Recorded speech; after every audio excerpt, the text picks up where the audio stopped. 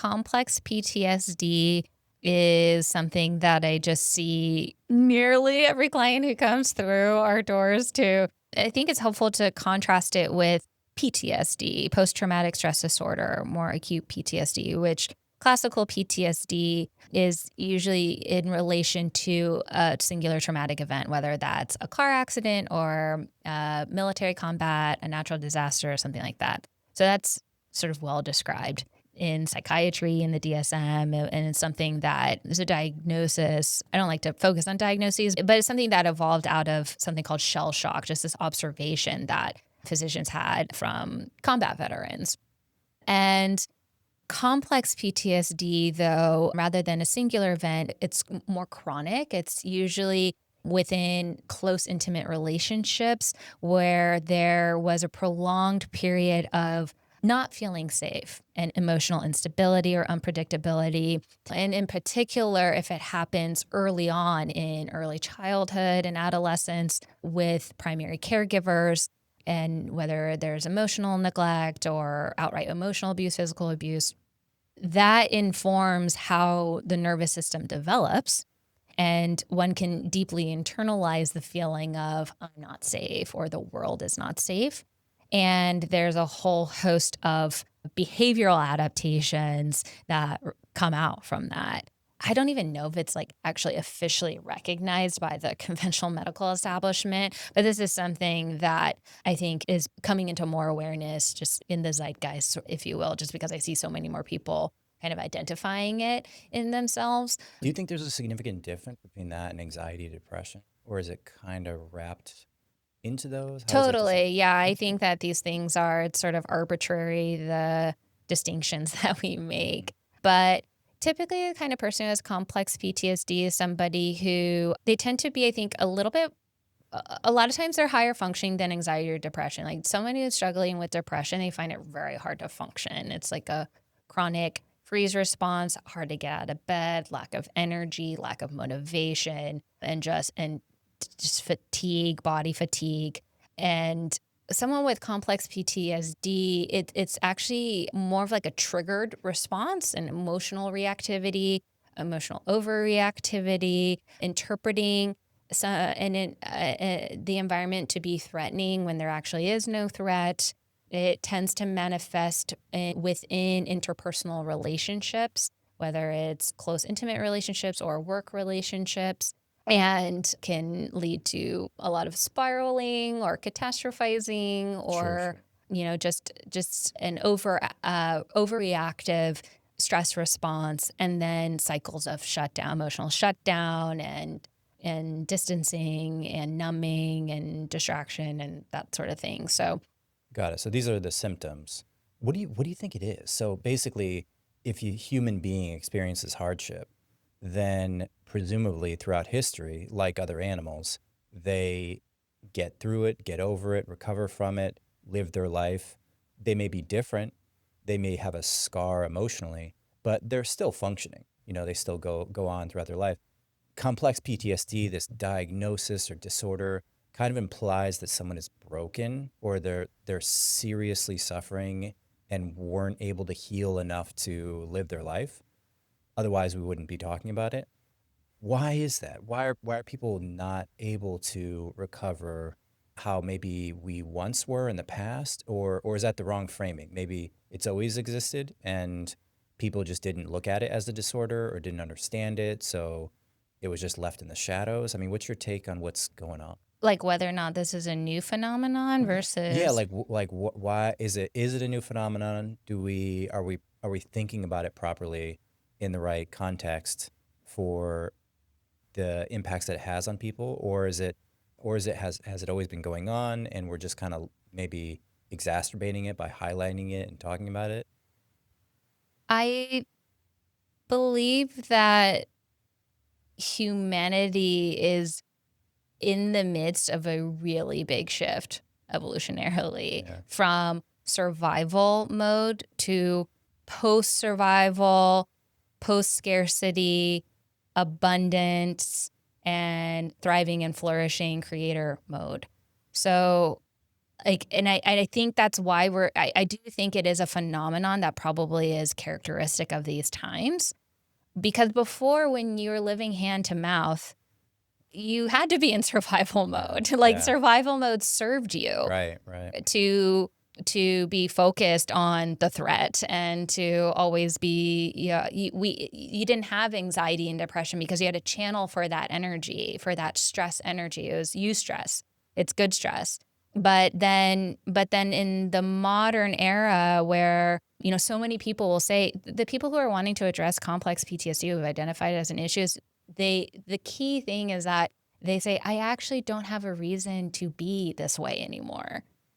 Like, my current environment, I'm good. I mean, I'm away from the threat, whatever it was that conditioned my nervous system to be this way. But I'm still, like, I thought if I got out of the relationship or moved out away from home, or I thought if I did this and, do whatever external factors, if I achieved this much, if I got this job, if I made this much money, like if I had the family, all the things, and they're still not happy. Yeah. And that's when it gets identified as a problem. And it manifests in many different ways, but it typically manifests in this cyclical way where they feel stuck in this reflexive patterning and conditioning. And it doesn't matter what happens in their external environment, they're living as if they're still in the past. And so psychedelics come in and break that framing. So how does it Yeah, benefit yeah, it? exactly. And I think more and more people, especially as more and more people achieve a certain level of material abundance, it's like, okay, you have all of your basic survival needs met, and really we don't need much as creatures Yeah. to survive. We Like your need mom food. says, 3 warm meals a day. Yeah, exactly. Food, water, shelter, Yeah, so safety. true. I mean, not every human still Yeah, on the planet has that. for sure. So we still are stuck in a scarcity mindset here. But I think that yeah, a lot of people are recognizing like, wow, I have all of this and I'm still not happy. And so, okay, let me like dig a little bit deeper, and maybe it has something to do with the way that I'm just perceiving reality, processing reality. And I'm ready to update my operating system to no longer be running the same old programs. Because what happens is when you're growing up in a high threat environment where there's emotional unpredictability and you're not safe, there's not secure attachment, then we deeply internalize certain beliefs about ourselves in order to survive. And so it's like one of them is I am not enough, and I have to do to earn love and safety and protection, which everyone should be freely given when they're a young child from their primary caregiver. But unfortunately, that's just not the reality. And so we'll deeply internalize like I need to do in order to receive love, which goes back to I'm not enough, or I'm not worthy of love. That's a really big one, the unworthiness piece of it, or I'm not safe, or I'm not good, that I'm somehow inherently bad. That's why I'm being treated this way. I mean, there's many different core beliefs that people internalize. And when that's your sort of the source code of your operating system, that I'm not good, I'm not enough, and I'm not worthy, then that will get reflected back to you over and over again in your reality, because it's the lens through which you're interpreting reality. And so we need to update those core beliefs, and everything is downstream of core beliefs about ourselves. And that's why I talk a lot about examining our limiting beliefs, because our beliefs limit the reality that we experience. So if we update our beliefs, our core beliefs, then that then informs the emotions and thoughts and behaviors. And then it just becomes a self-reinforcing loop. And so, yes, that's where psychedelics enter in, because so many people say like, okay, I've done the work, I've done the therapy, I do cognitive behavioral therapy, like all the modalities, EMDR, IFS, all the things. And that's still kind of processing in the cognitive intellectual layer and the higher layers, and not in the deeper layers of the mind, of the psyche, the subconscious layers. And there's kind of more I'm digging into in preparing for this piece of educational content around the prefrontal cortex versus the amygdala, which is our fear center, and then our higher order executive processing center. But psychedelics, just because of how potent they are in terms of shutting down the dominant default mode network, which is where a lot of our survival adaptive programming and conditioning lives, and increases access to all these other neural networks. And then you have this echo afterwards where the critical learning window is opened and you can actually rewrite a lot of these core beliefs. And it's not even you rewriting them. It's mostly actually a process of deconditioning and unlearning all of the things you internalize. Like our true nature is infinite love and belonging, trust, safety, all of that. But that's how we are, I believe, when we're created, when we're born. But it's in the conditioning, whether it's the epigenetic layers that we inherit, but nature and nurture, but we are conditioned to forget that.